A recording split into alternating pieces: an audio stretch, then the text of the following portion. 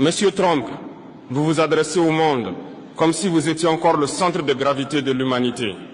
Vous distribuez les menaces comme des cadeaux toxiques et vous pensez que chaque nation reculera devant votre voix qui se veut tonnerre.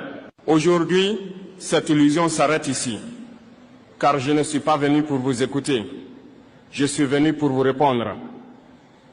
Depuis trop longtemps, votre pays confond puissance et permission, influence et domination, leadership et chantage. Vous appelez partenariat ce qui n'est qu'une hiérarchie imposée.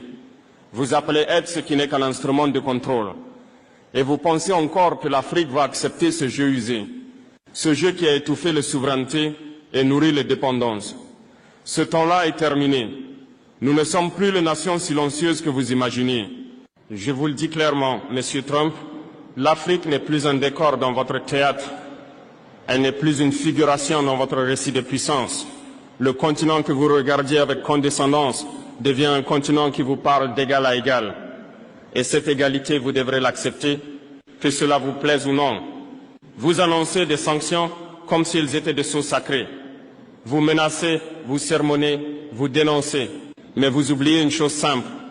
Un peuple qui choisit sa liberté n'a plus peur des privations.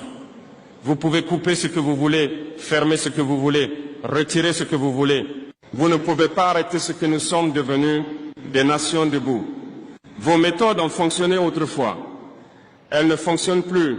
L'Afrique d'aujourd'hui n'est plus vulnérable à vos pressions. Elle a des partenaires multiples, des ambitions propres, une conscience nouvelle de sa valeur. Vous venez avec vos injonctions. Nous répondons avec notre souveraineté. Alors écoutez ceci, Monsieur Trump, car je ne le répéterai pas, nous ne nous excuserons plus d'exister en dehors de votre contrôle. Vous n'êtes ni notre modèle, ni notre maître, ni notre horizon.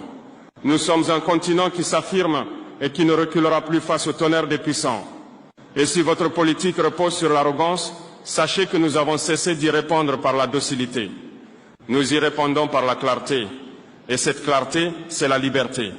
Monsieur Trump, vos déclarations résonnent comme des ultimatums, comme si les nations devaient plier devant votre volonté.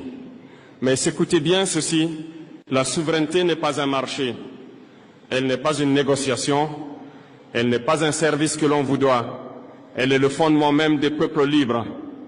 Et ce fondement, vous ne l'ébranlerez pas. Vous pensez encore qu'elles feront trembler les nations. Peut-être autrefois,